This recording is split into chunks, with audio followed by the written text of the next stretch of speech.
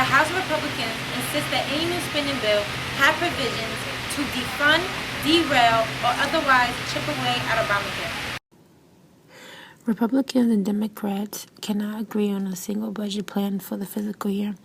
The repercussions are that a lot of American people are suffering. We now are going to interview Lynn's staff and students to see their position on the issue.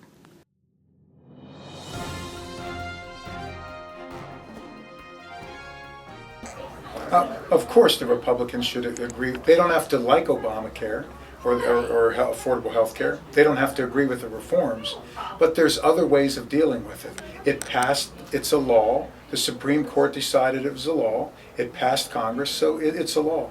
The Republican argument right now is that Obama needs to eliminate Obamacare. And then if he takes that off the table, then they'll pass a budget. But the president does not have the power to eliminate a law.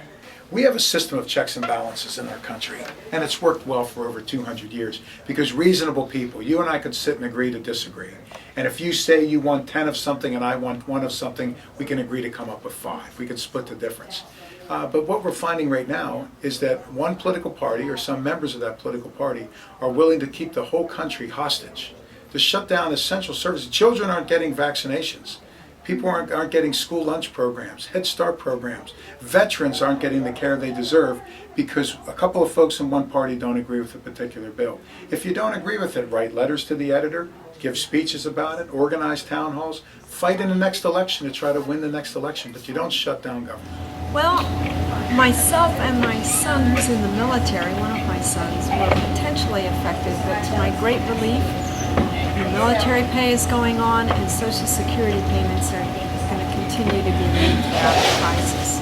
But I've read of many, many others. 800,000 government employees sent home. What are they supposed to do when the rent is due on the first of the month? And by the way, if my health insurance is taken away from me because of the social safety nets that we are unable to fund, that's unconstitutional. If you force me to apply for Obamacare, because eventually I'm going to get old and I am going to need some sort of health plan or health insurance to take care of myself. And I'm pretty sure that all the people out there who are old of age are also conservatives because they believe the same thing that I believe in. Well, there were 50 million Americans that didn't have health care. Health care costs are the single most rapidly rising component of our economy. That's not good government. That's not the sacred public trust that elected officials take when they serve us.